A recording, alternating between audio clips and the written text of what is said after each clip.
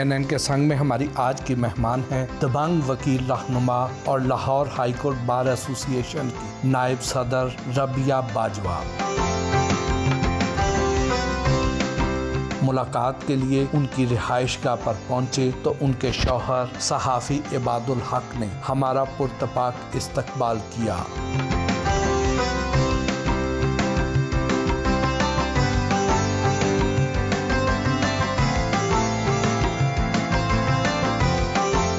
रबिया बाजवा से गुफ्तगू हुई। अस्सलाम वालेकुम रबिया बाजवा साहबा, कैसी हैं आप? वालेकुम सलाम, ठीक ठाक जी। मौजूदा हालात में बड़ी बड़ी दबंग आवाज़ें खामोश करा दी गई, लेकिन उसके बावजूद आप बड़ा कड़क के बोलती हैं। क्या आपको डर नहीं लगता? नहीं, सच बोलते हैं, इसमें डर वाली कौन सी बात है। और इसी मकसद के लिए इलेक्शन लड़ा था कि बार की आवाज़ बनेंगे, और वकला ने हमेशा ऐसी जद्दोजहद की है, तो इसलिए कोई ऐसी अनहोनी बात नहीं है। आप वकला सियासत में धड़े और लेफ़्ट की अप्रोच रखने वाली खातून हैं, क्या ये बात दुरुस्त है? हाँ जी, बिल्कुल दुरुस्त है। मैं लेफ़्ट के नज़रियात से बहुत मुतासिर हूँ और सारी ज़िंदगी मेरी उन्हीं साथियों के साथ स्ट्रगल में गुजरी है, और उसमें बहुत ऐसी बड़ी शख्सियात थी कि जिससे मुझे बहुत सीखने का मौका मिला, जो बहुत मुखलिस थे अपने नज़रियात के साथ, और उनकी कमिटमेंट देख के तो वाकई मुझे आज की जो सियासत है उसको हैरत होती है कि ये क्या सियासत है। सियासत तो वो थी जो उन लोगों ने की। इन मुश्किल हालात का मुकाबला करने की हिम्मत कहाँ से लाती? देखिए, ये सारा कुछ आपकी कमिटमेंट के ऊपर बेस करता है। ये आपका अपना इंतखाब है कि आप पावर पॉलिटिक्स की तरफ जाते हैं कि नज़रियाती सियासत की तरफ जाते हैं। तो ये हमें भी पता है, आप सबको पता है कि कठिन रास्ता है, लेकिन ये वो रास्ता है कि जिसके ऊपर चल के ज़िंदगी मैं अपने इत्मीनान के साथ गुजार रही हूँ, अपनी मर्ज़ी के साथ गुजार रही हूँ। और मुझे ये शायद कल को जब मैं दुनिया से जाऊंगी तो मैं एक फ़ख्र के साथ जाऊंगी कि मैंने इस बुरे समाज को तब्दील करने के लिए जो अपना किरदार था वो मैंने अदा किया। अब ज़रा आपके बचपन की यादें ताज़ा करते हैं। बचपन कहाँ गुजरा, कैसा गुजरा?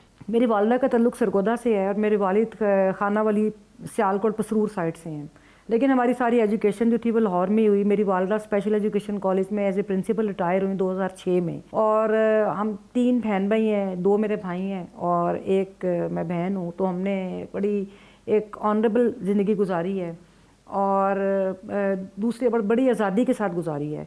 और तीसरी सबसे अहम बात है वो ये है कि मेरे वालिद ने दोनों भाइयों के बराबर ही मतलब मुझे हर तरह से कभी वो ये नहीं होता कि जैसे आम कन्वेंशनल एक अप्रोच होती है कि वो बेटी है वो बेटा है, हमारी एक ही जैसी तरबियत की है। बचपन में मार या डांट पड़ती थी? नहीं, कभी भी नहीं। कभी डांट तो ख़ास तौर पे बड़े होके पड़ी, अब अपने वालिद से कभी पड़ जाती है, बचपन में कभी नहीं पड़ी थी। और अब भी जो होती है वो ज़्यादातर अमूमन सियासी इख्तलाफ और इन चीज़ों के ऊपर होता है। बचपन में तो वो कहते हैं कि बच्चे जो होते हैं उनको इज़्ज़त के साथ रखना चाहिए, प्यार मोहब्बत अपनी जगह। वो कहते हैं बच्चे की रिस्पेक्ट करो, और उसी रिस्पेक्ट के साथ मेरे वालिद ने हमारी तरबियत की है। वालिदैन के अलावा घर में कौन सी ऐसी शख्सियत थी जिनसे आपको बहुत कुछ सीखने का मौका मिला? देखिए, अगर आप हकीकी मायने में बात करें ना, तो मैंने अपनी ज़िंदगी में जो बहुत ज़्यादा सीखा मैंने अपनी नानी से सीखा है। मेरा उनसे बहुत ज़्यादा मोहब्बत बल्कि इश्क था।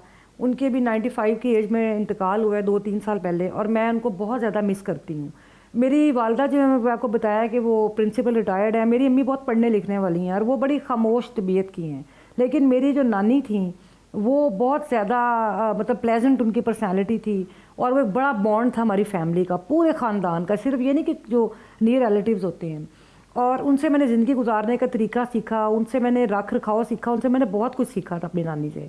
मैं पूरी तरह तो उनसे मैं नहीं कहती कि मैं उनके रास्ते पे चल सकी हूँ, लेकिन ये है कि फिर भी एक बहुत बेहतर रास्ते पे वो हमें छोड़ कर गई हैं। वकालत के शोबे में आई कैसे, ये शौक़ कैसे पैदा हुआ? ये भी बड़ी मेरी नानी की ही बहन थी। वो सरगोदे हम लोग बैठे थे तो उन्होंने एक दफ़ा कहा, उसको बिल्कुल शायद मैट्रिक में होंगी, तो कह रही थी कि भाई मुझे लगता है कि ये वकील बनेगी और बहुत अच्छी बनेगी। और वो बहुत समझदार खातून थी।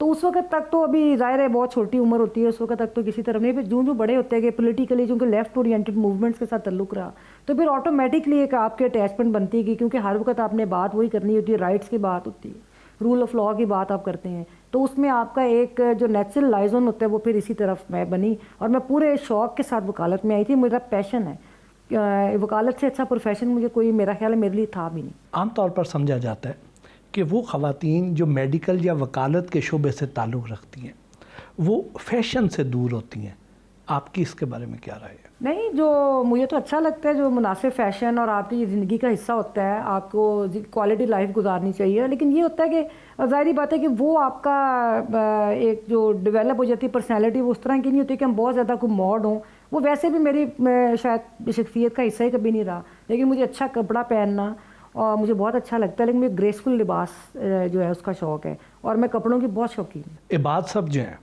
ہمارے تو کلیگ ہیں، آپ کے شوہر ہیں، کتنے ہیلپ فل ہیں آپ کے لیے؟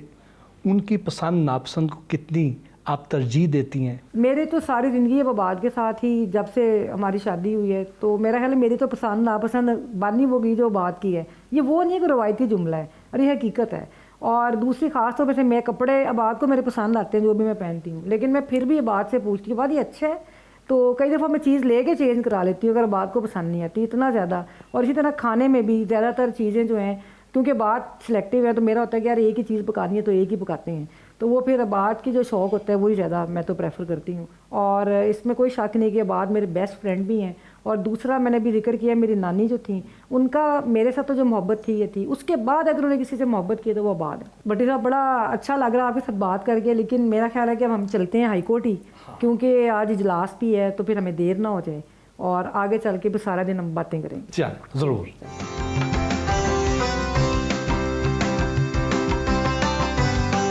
لاہور ہائی کورٹ کے لیے روانہ ہوئی۔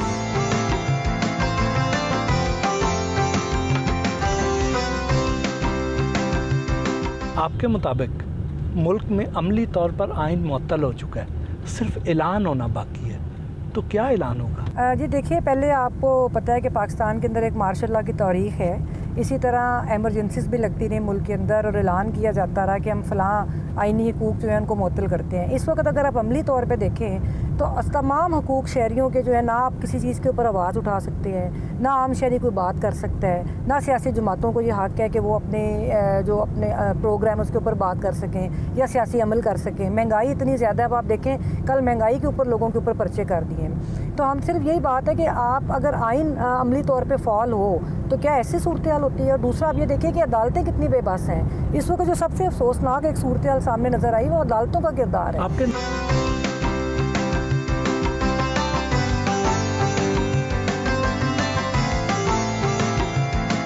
کمیٹی روم میں وکلاء قیادت سے ملاقات کی، وکلاء کے مسائل سنے۔ سردار صفدر شاہین اور سابق صدر لاہور ہائی کورٹ بار ایسوسی ایشن مقصود بٹر سے گفتگو ہوئی۔ باجوہ صاحبہ کو کتنے عرصے سے سیاست میں ایکٹیو دیکھ رہے ہیں؟ شی از دا فرسٹ لیڈی جس نے جوڈیشری کی آنکھوں میں آنکھیں ڈال کے، اور اس کے بعد اسٹیبلشمنٹ کی آنکھوں میں آنکھیں ڈال کے، اور جو سچ تھا، جو بار کی آواز تھی، جو کوئی نہیں کہہ سکا، جو کہنا چاہتا تھا کہہ نہیں سکا، اس نے کہہ دیا۔ This is the credit of this lady.